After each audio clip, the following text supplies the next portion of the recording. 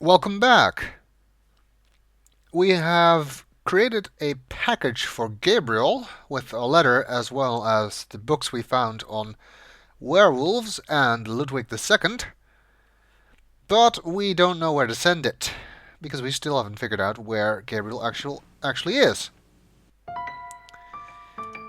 Hopefully, we can get the address from Gerda.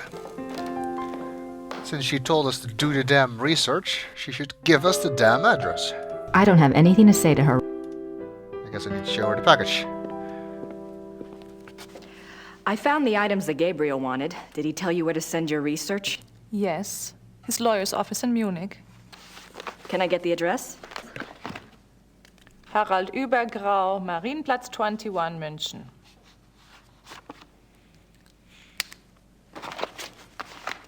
Thanks. You know, it is actually pronounced Marienplatz, not Marienplatz, but anyway. Most of the actors in this game are not actual Germans, so we can forgive them. Not that I'm an actual German, so I'm making no claims as to the accuracy of my German pronunciation either.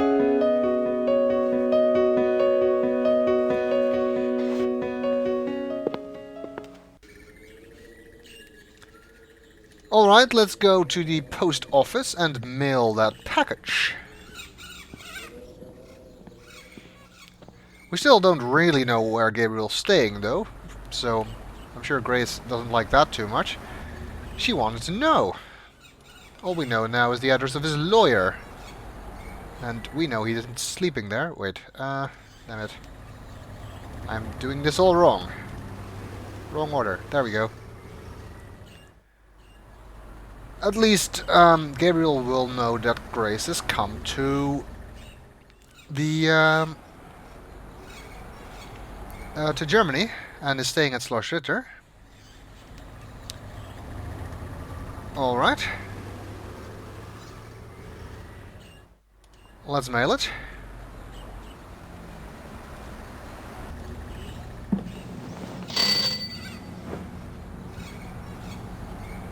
Grüß Gott. Grüß Gott. Womit kann ich Ihnen dienen? Das Päckchen soll nach München gehen. 7,40 Mark bitte. That's expensive. Must be a heavy package, I guess. Let's see. Let's pay for it. Wallet is kind of hard to recognize in the inventory. Dankeschön. Especially because it looks That'll different give him from something to chew on. Gabriel's wallet. And it looks like we finished chapter 2.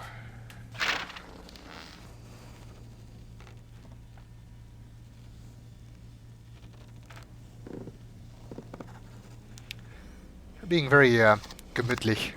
Not.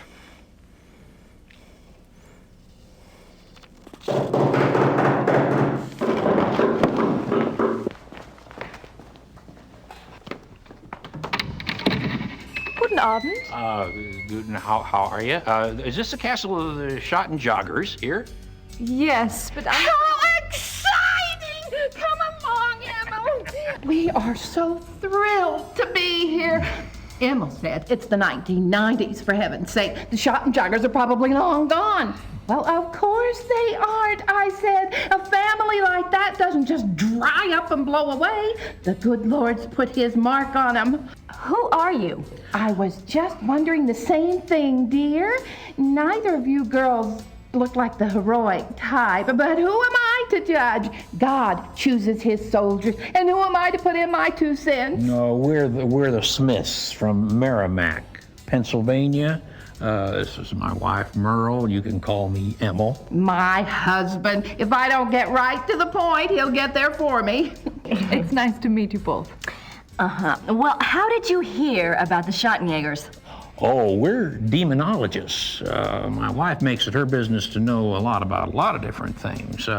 She's a regular, what you call, occultist scholar, aren't you, Mother? That's right. Yeah. I read about you all when I was studying an old witch trial last spring, and I have been dying to get over here ever since. Well, so nice of you to stop by, but I'm afraid the Schottenjäger isn't here right now.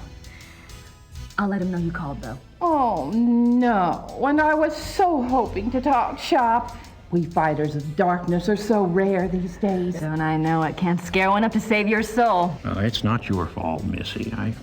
I told Merle to call before he came. People just don't take you seriously unless you're standing right there. You know that, Em. Well, it's rather late, and if you're driving, you might as well, go out right now. Don't worry about that. We're going to spend the night at the guest house in town. That's right. Stop by tomorrow, won't you, dear? You and I can exchange stories at least. We'll see. Well, come on, Merle. These ladies are tired, and I think we've got to go. But, Em. Come on, let's go. Em. Good night, ladies. Good night. Good night.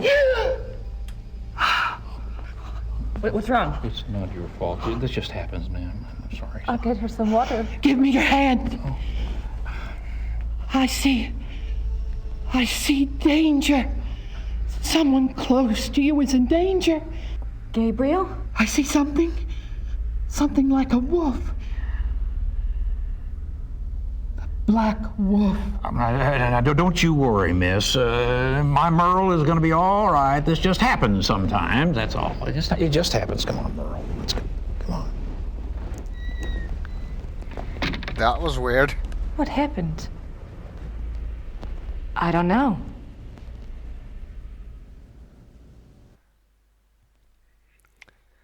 Good old Mr. and Mrs. Smith.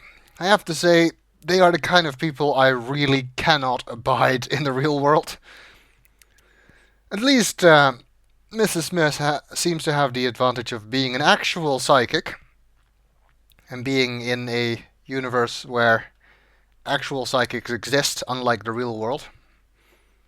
Which kind of makes up for it, but it's still this sort of over-the-top, friendly nature that these kind of people seem to have. I don't know, I find it hard to tolerate. I mean, it's nice that you're friendly, but this is a bit too far. Anyway, we'll be seeing more of them later. Joy. But now it's back to Gabriel for Chapter 3.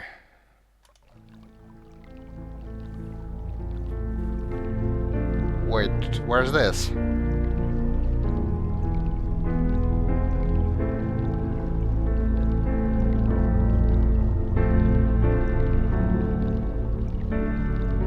Swan?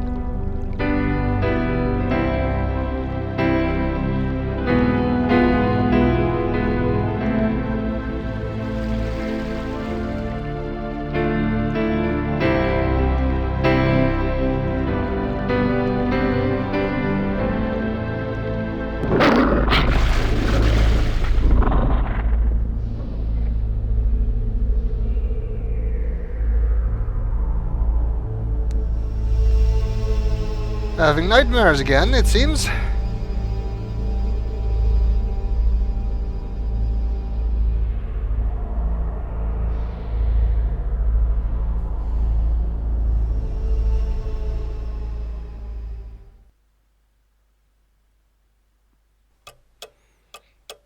Well, at least it's slightly better than the nightmares in the previous game.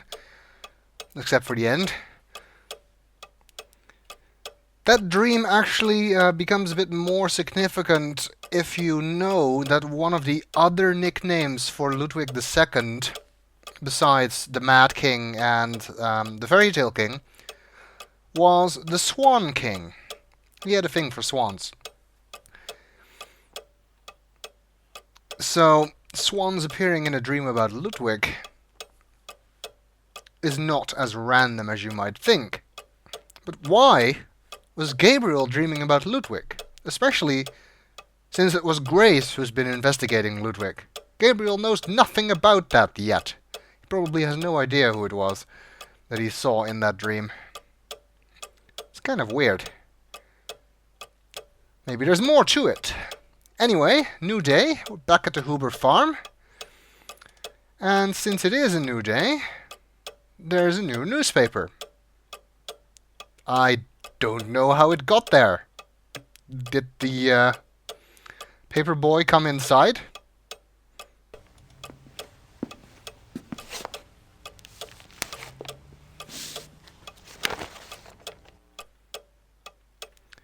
Uh-oh.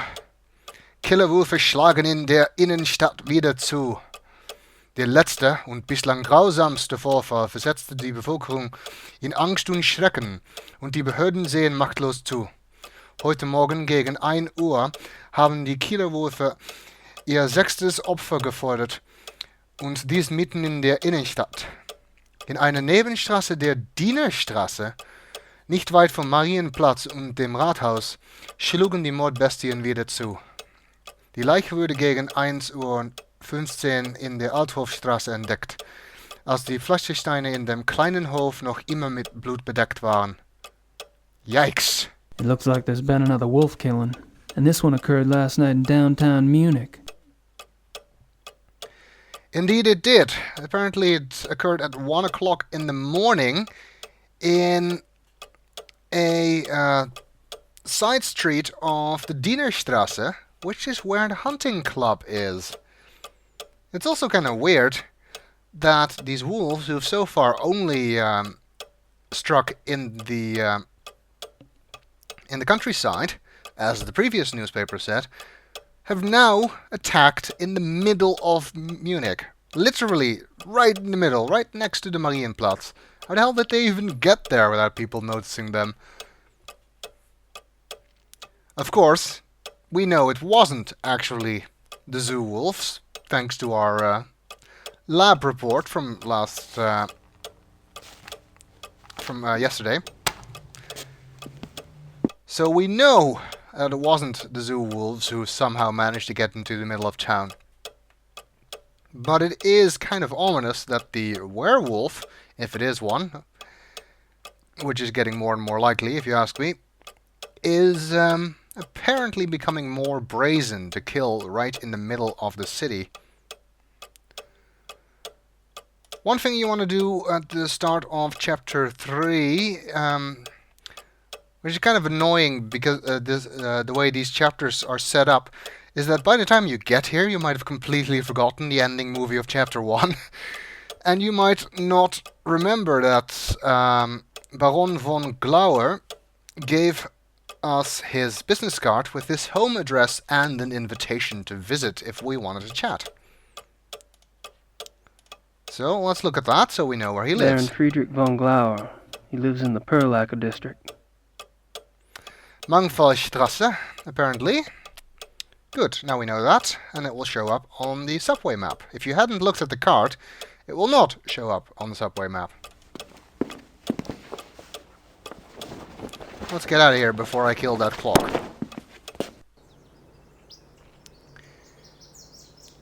Alright, let's head back into town. There's nothing else we need to do here at the moment anyway. Of course, if you're actually playing this game for the first time, you'd probably recheck every area at the farm just to ensure that nothing has changed. It's good practice. But I am sure that nothing has changed anyway. Alright, Perlach is the station where we need to go for von Glauer's house. We'll visit him later. For now, though, let's go to the Marienplatz for 2 reasons. First of all, there's a crime scene nearby, and I kind of want to see if we can find that.